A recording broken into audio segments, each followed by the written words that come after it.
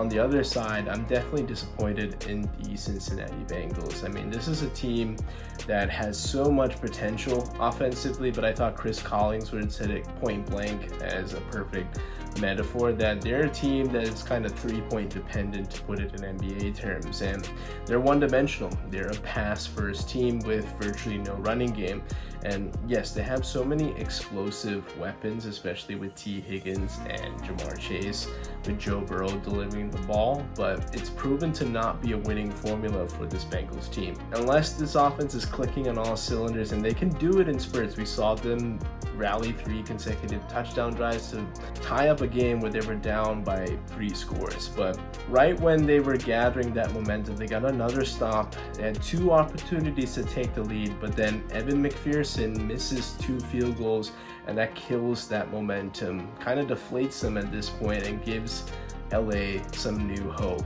And that's when the Chargers were able to rally. They steal a victory when they were about to blow it, and at 4-7, the Cincinnati Bengals at this point are virtually out of the playoff mix. I mean, to be perfect, be 10-7 is going to be virtually impossible. They have 2 matchups against the Pittsburgh Steelers, and I mean, frankly, if you already got swept by Baltimore, Pittsburgh has proven to be a different animal this year, so it doesn't look well for the Cincinnati Bengals on that front.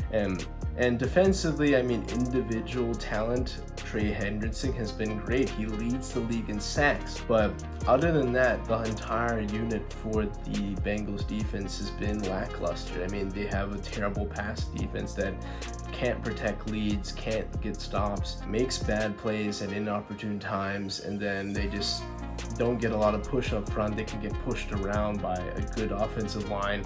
And going to the offensive side, unless they're connecting all over the field with amazing passes from Joe Burrow, there's no run game either. I mean, Chase Brown has been okay, but I mean, they really miss Joe Mixon, and I don't know why for the life of me that they did not find a way to keep him, because if that 2021 core stayed intact and if you were able to make the proper adjustments on the offensive line, I mean, the next year they really get to the AFC Championship game, and last year was kind of a wash, but for whatever reason, cheap ownership had their say, and that's kind of why they got into this mess. They were cheap with Joe Mixon, a back who's been successful with the Bengals, and now he's killing it with the Houston Texans, and they might be doing it again between T. Higgins and Jamar Chase. I mean, you definitely better pony up the cash for Jamar Chase, and I still think T. Higgins is absolutely worth it. I know he's been in and out of the lineup, but